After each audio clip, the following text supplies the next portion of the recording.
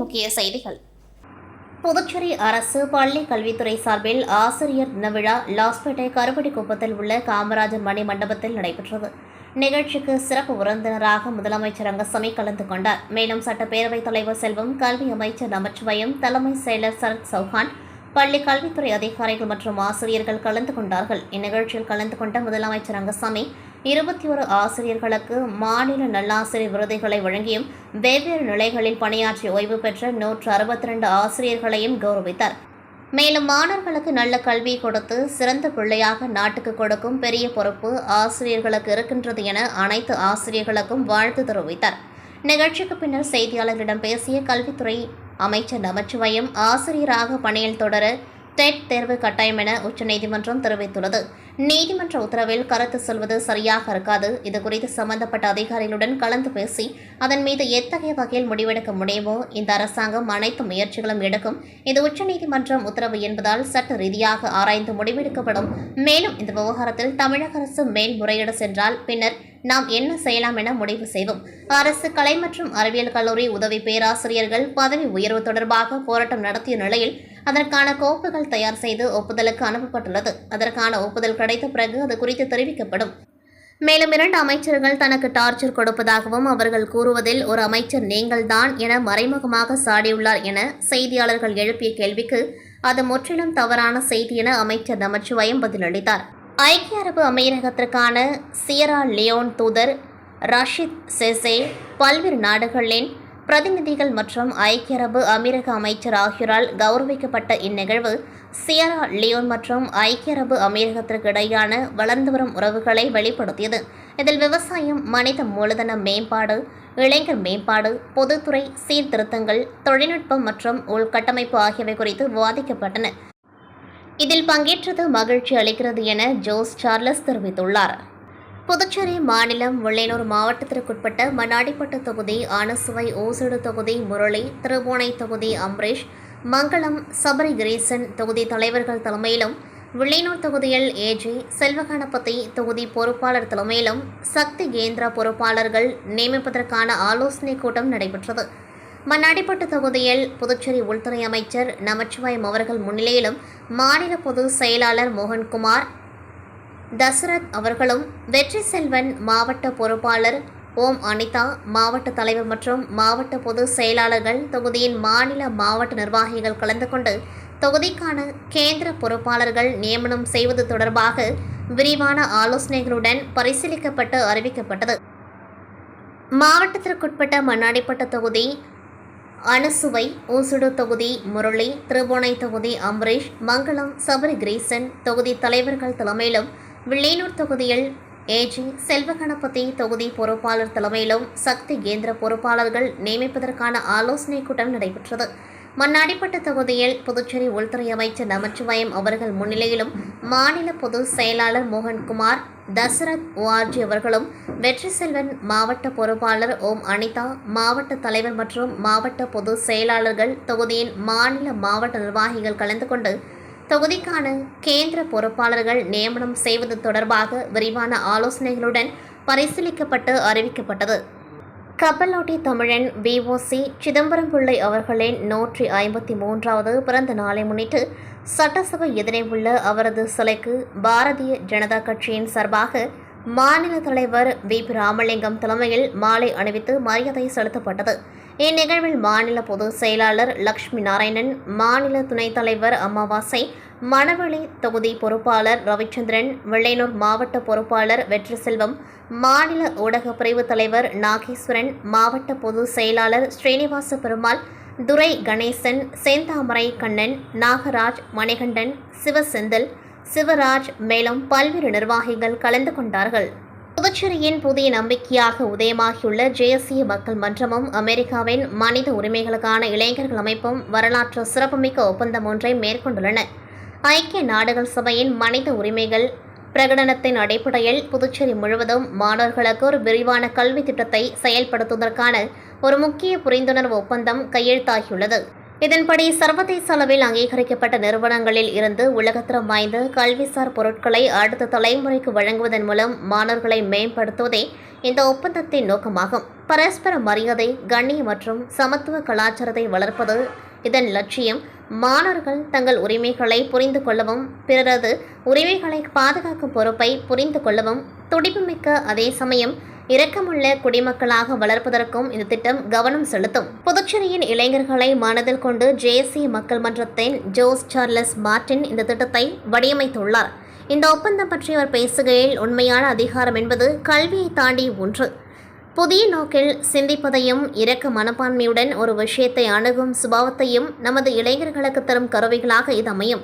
சர்வதேச மனித உரிமை அமைப்பின் உலகத்தரமிக்க பாடத்திட்டத்தை கையாள கொடுப்பதன் மூலம் வெறுமனே மனித உரிமைகள் பற்றி மட்டும் நாம் சொல்லித்தரவில்லை.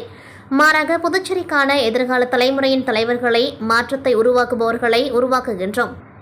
எது சரியானதோ அதற்காக நிபர்ந்து நிற்கும் குணத்தையும் அனைவருக்குமான நல் எதிர்காலத்தை வடிவமைக்கும் ஒரு சமூகத்திற்கான படிக்கலாக இது இருக்கும் என்று அவர் கூறினார்.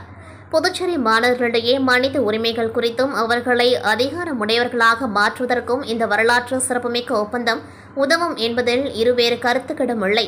தேசிய மக்கள் மன்றம் பற்றி, தேசிய மக்கள் மன்றம் என்பது லாப நோக்கற்றது, இளைஞர்களால் வழிநடத்தும் ஓர் அமைப்பு.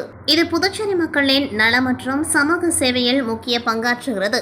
மக்களுக்கு தொண்டாற்றுவதையே தன்னுடைய கொள்கையாக வகுத்து கொண்ட ஜோஸ் சார்லஸ் மார்டின் அவர்களின் குணத்தால் ஈர்க்கப்பட்டு இந்த மன்றம் தொடங்கப்பட்டுள்ளது. சமூகத்தில் காணப்படும் சிக்கல்களை கண்டறிந்து அவற்றுக்கு நேர்மறையான செயல்கள் மூலம் இளைஞர்களின் துணை கொண்டு மாற்றத்தை சென்றடைவதே இந்த மன்றத்தின் நோக்கமாகும். சர்வதேச மனித உரிமைகளுக்கான இளைஞர் மன்றம் பற்றி. சர்வதேச மனித உரிமைகளுக்கான இளைஞர் மன்றமானது 2001 அமெரிக்காவில் நிறுவப்பட்ட ஒரு லாப நோக்கமற்ற அமைப்பாகும். மனித உரிமைகள் குறித்த ஐக்கிய நாடுகள் சபையின் பிரகடனத்தை இளைஞர்களுக்கு கற்றுத் தருவதே இதன் பணியாகும். சகிப்புத்தன்மை மற்றும் அமைதிக்கான வழக்கறிஞர்களாக இளைஞர்களை மாற்றுவதே இதன் தலையாய கடமை. முன்பு அமெரிக்காவில் மட்டும் செயல்பட்டு வந்த இந்த அமைப்பு இப்பொழுது உலகம் முழுவதும் பல நாடுகளில் பறந்து விரிந்துள்ளது என்று தேசிய மக்கள் மன்றம் தலைவர் வில்லியம்ஸ் ரீகன் தெரிவித்துள்ளார். புதுச்சேரி அரியங்குப்பம் தொகுதியில் சட்டமன்ற உறுப்பினர் தொகுதி மேம்பாட்டு நிதியின் மூலம் பல்வேறு பணிகள் மேற்கொள்ளப்பட்டு வருகின்றது. இதன் ஒரு பகுதியாக 91 லட்சம் ரூபாய் செலவில் அரியங்குப்பம் தொகுதி சுப்பராயப்பிள்ளை வீதி விரிவாக்கம் பகுதியில் சிமெண்ட் சாலை அமைக்கும் பணிக்கான பூமி பூஜை இன்று நடைபெற்றது. இதில் சிறப்பு விருந்தினராக கலந்து கொண்ட தொகுதியின் சட்டமன்ற உறுப்பினர் பாஸ்கர் என்கிற தட்சிணாமூர்த்தி சிமெண்ட் சாலை அமைக்கும் பணிக்கு பூஜை செய்து பணியினை துவக்கி வைத்தார். இந்த நிகழ்ச்சியில் அரியங்குப்பம் தொகுதியைச் சேர்ந்த தேசிய ஜனநாயக கூட்டணி கட்சி நிர்வாகிகள் மற்றும் அரசு துறை அதிகாரிகள், பொதுமக்கள் என அனைவரும் திரளாக கலந்து கொண்டார்கள். புதுச்சேரி மாநில பாரதிய ஜனதா தலைவர் வே.பி. ராமலிங்கம் வெளியிட்டுள்ள அறிக்கையில் கூறியிருப்பதாவது: ஒரு வீட்டில் தலைவன் சரியாக இருந்தால் அந்த குடும்பம் மிக உயர்ந்த வளர்ச்சியை அடையும். இது அனைவருக்கும் தெரியும். குடும்பங்கள் தெருக்களாகி, ஊர்களாகி, வட்ட, மாவட்ட, மாநிலங்களாகி, நாடாக பெருகி நிற்கும் பொழுது அதே ஃபார்முலா தான் தேவைப்படுகிறது. ஆம், நாட்டுக்கு ஒரு தலைவன் சரியாக கிடைத்துவிட்டால் அந்த நாடு மிக சிறந்த தேசமாக உலகில் பரிமளிக்கும். இந்தியாவை பொறுத்தவரை இந்த தலைவனை பல காலமாக தேடிக்கொண்டிருந்தது. அதற்கு தகுதியான நபராக 2000 குஜராத் முதலில் தனது தலைவனை அடையாளம் கண்டது. அவர்தான் நரேந்திர தாமோதர தாஸ் மோடிஜி. 2014 தேசம் அவரை ஆதரித்ததன் விளைவாக கடந்த 11 ஆண்டுகளில் 4 டிரில்லியன் பொருளாதாரம், சுய சார்பு இந்தியா என நாடு முன்னேற்ற பாதையில் செல்கிறது. GST மூலம் நாட்டுக்கு தேவையான நிதியை சரியாக வசூலித்து அந்த கச்சிதமாக அனைத்து துறைகளுக்கும் பங்கிட்டு 2047 வளர்ந்த பாரதத்தை நோக்கிய பயணத்தை பிரதமர் மோடி வேகப்படுத்திக் கொண்டு வருகிறார். அதற்கிடையில் நாட்டு மக்களையும் அந்த பாதையில் மிக விரைவாக அழைத்து செல்வதற்காக அவர்களுக்கு மன நிறைவை தரும் வகையில் GST 2.0 என்பதை அறிவித்து வரும் தீபாவளிக்கு இரட்டை சந்தோஷத்தை அடைய வைத்திருக்கின்றார். GST சீர்திருத்தங்களை காங்கிரஸ் முன்னாள் நிதியமைச்சர் சிதம்பரம் போன்றவர்களும் ஆதரிக்கின்றனர். நாட்டுக்கு அது தரும் நன்மை மக்களுக்கும் தரும் என சொல்கின்றனர். அந்த வகையில்தான் ஏழைகள், நடுத்தர மக்கள் ஒவ்வொரு மாதமும் தங்கள் குடும்பத்திற்கு செலவழிக்கும் தொகையில் சந்தோஷத்தை பார்க்க வேண்டுமென்று பிரதமர் மோடி விரும்பினார். கடந்த சுதந்திர தினத்தன்று செங்கோட்டையில் அதை குறிப்பாக சொன்னார். மத்திய நிதியமைச்சர் நிர்மலா சீதாராமன் அதை 3/9/2025 அன்று 140 கோடி மக்களுக்கும் பயன்படும் GST 2.0 செப்டம்பர் 22 முதல் செயல்பாட்டுக்கு வரும் என்று அறிவித்தார். சுருக்கமாக சொன்னால், மக்களிடம் பணப்புழக்கத்தை அதிகரிக்க செய்யும் பிரதமர் மோடி தலைமையிலான மத்திய அரசின் இந்த சீர்திருத்தம் புதிய இந்தியாவிற்கான புரட்சிகரமான அறிவிப்பு. புரட்சி என்பது முழுதாக புரட்டி போடுவது. அதை பிரதமர் மோடி செய்து காட்டி புரட்சி தலைவராக நமக்கு காட்சியளிக்கிறார். அவர் பதவியேற்றது முதல் பல்வேறு துறைகளில் மாற்றங்களை கொண்டு வந்தார்.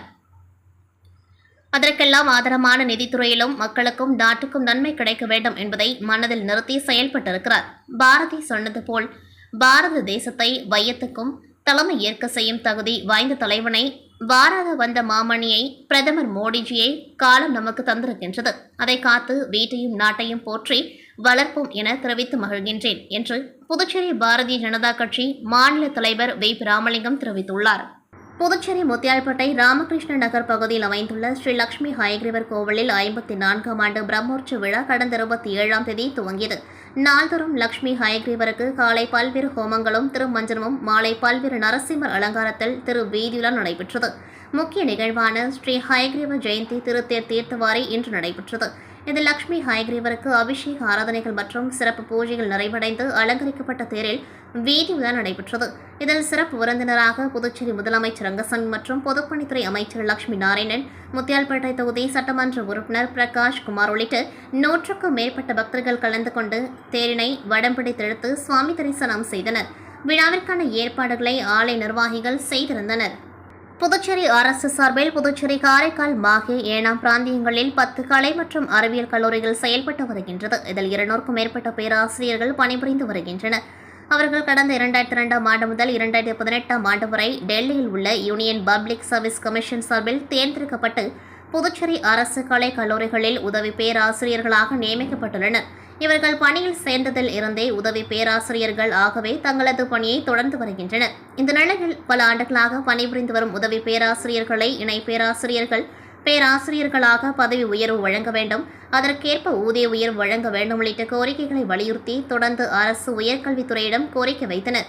இதுகுறித்து அரசு எந்த நடவடிக்கைகளும் எடுக்காததால் கடந்த சில தினங்களுக்கு முன்பு ஆர்ப்பாட்டத்தில் ஈடுபட்டனர். இந்த நிலையில் தங்களின் கோரிக்கைகளின் மீது எந்த ஒரு நடவடிக்கையும் எடுக்காத அரசை கண்டித்து 100க்கும் மேற்பட்ட உதவி பேராசிரியர்கள் மகாத்மா காந்தி வீதியில் உள்ள பாரதிதாசன் பெண்கள் அரசு கல்லூரியிலிருந்து கருப்பு பேட்ச் அணிந்து கையில் பதாகைகள் ஏந்தி கோஷங்கள் எழுப்பியவாறு ஆளுநர் மாளிகை நோக்கி பேரணி சென்றனர். அப்பொழுது போலீசார் அவர்களை நேரு வீதியில் தடுத்து நிறுத்தினர்.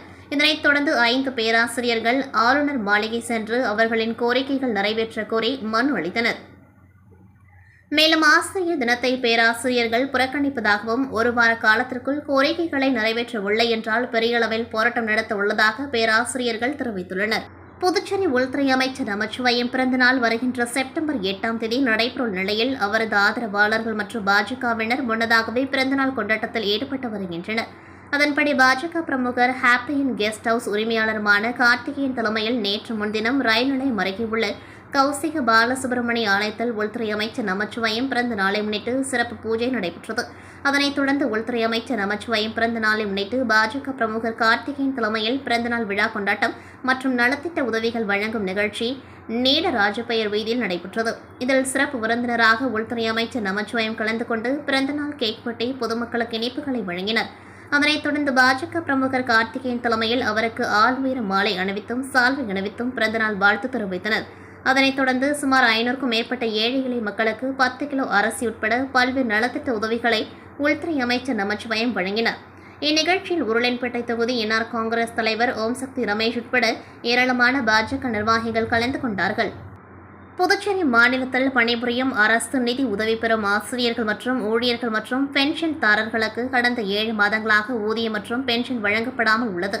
ஊதியம், பென்ஷன் இல்லாத நிலையில் பிள்ளைகளின் கல்விக்கான கட்டணம் உட்பட அத்தியாவசிய தேவைகளை நிறைவேற்ற முடியாத நிலை ஏற்பட்டுள்ளதாகவும், ஓய்வூதியர்கள் தங்களது வயதான காலத்தில் மருத்துவ செலவுகளை எதிர்கொள்ள முடியாமலும் மிகவும் சிரமப்பட்டு வருவதாகவும், அதன்படி கடந்த 2018ஆம் ஆண்டு முதல் அரசு நிதி உதவி பெறும் பள்ளிகளுக்கு ஊதியம் மற்றும் பென்ஷன் 5 அல்லது 6 மாதங்களுக்கு ஒருமுறை வழங்கப்படுவது தொடர்கதையாக மாறியதற்கு எதிர்ப்பு தெரிவித்து ஆசிரியர் தினமான இன்று கருப்பு பட்டை அணிந்து ஆர்ப்பாட்டத்தில் ஈடுபட்டனர். அதன்படி காமராஜர் மணிமண்டபம் அருகே நடைபெற்ற ஆர்ப்பாட்டத்திற்கு சங்கத்தின் துணைத் தலைவர் அந்தோணிசாமி தலைமை தாங்கினார். சங்க பொருளாளர் சீதாலட்சுமி முன்னிலை வகித்தார். இதில் உடனடியாக 7 மாத ஊதியம் மற்றும் ஓய்வூதியம் வழங்க ஆணை பிறப்பிக்க நடவடிக்கை எடுக்க வேண்டும், ஓய்வூதியதாரர்களுக்கு மருத்துவப்படி வழங்கிட வேண்டும், மாத இறுதி வேளை நாளில் ஊதியம் மற்றும் பென்ஷன் வழங்க நடவடிக்கை எடுக்க வேண்டும் உட்பட பல்வேறு கோரிக்கைகளை வலியுறுத்தி 100க்கும் மேற்பட்ட சங்க நிர்வாகிகள் கண்டன கோஷங்களை எழுப்பினார்கள்.